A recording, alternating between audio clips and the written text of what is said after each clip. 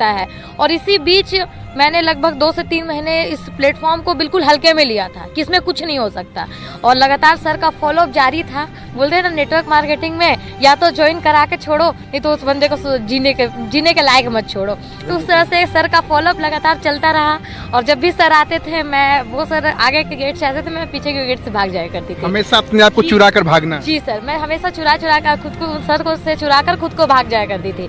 लेकिन एक बार ऐसी तरह से कॉलेज में हमारा एडमिट कार्ड बट रहा था, और उसी बीच कॉलेज से कॉल आया कि आपको आना है, मतलब फ्रेंड्स ने कॉल कर दिया कि आपको आना है एडमिट कार्ड लेने। और उसी दिन एक ट्रेनिंग चल रही थी, और मेरे कॉलेज से जस्ट 1/2 किलोमीटर की दूरी पे ट्रेनिंग चल रही थी। गुरुजी का कॉल आता है और वो बोलते हैं कि आपको इस मीटिंग में आना है। मैंने बोला हमारे कॉलेज में तो एडमिट कार्ड मिल रहा है। तो उन्होंने बोला कि बस एक बार आप इस मीटिंग में आ जाओ, अगर इस प्लेटफॉर्म की ताकत का आपको पता चलता है तो बेस्ट, और ना पता चले तो आज के बाद मैं आपको कॉल नहीं करूंगा। जब ये बात उन्होंने कहा तो मुझे वाकई ये बात मेरे दिल को लगा था कि अगर कोई अनजान शख्स अगर मेरे से इतना बात कर रहा है, और मेरे से कोई अनजान शख्स अगर मुझे इतना प्रेशर दे रहा है, तो कहीं ना कहीं इस प्लेटफॉर्म में कुछ दम होगा। तो आपने डिसाइड कर लिया कि या तो आप पीछा छुड़ा लेंगे या तो फिर आज पीछे लग जाएंगे। ये मैंने सोचा, और मैं कॉलेज ना जाकर, घर से निकली थी कॉलेज जाने के लिए, पर कॉलेज ना जाकर मैं उस ट्रेनिंग में पहुंच गई। जब मैं उस ट्रेनिंग में गई उस समय मुझे इस प्लेटफॉर्म की पावर का पता चला सर,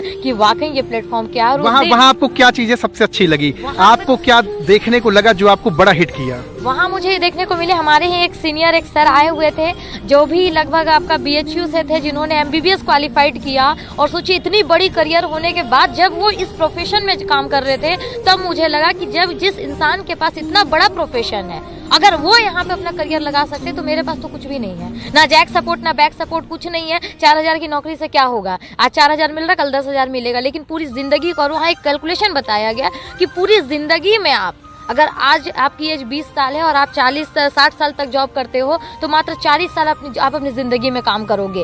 50,000 अगर आपकी स्टार्टिंग सैलरी है, तो लास्ट रिटायरमेंट तक आपकी 50 से 60,000, इससे ज्यादा की सैलरी नहीं हो सकती। वो बिल्कुल पॉजिटिव वे पे उन्होंने बात किया। तब मैंने कैलकुलेशन किया कि अगर 1 साल मैं काम करूं तो 6 लाख रुपए, 40 साल काम करूं तो 2 करोड़ 40 लाख रुपए अपनी जिंदगी में की पूरी कमाई होगी, जिसमें बचने वाला कुछ नहीं है, क्योंकि आज का खर्च।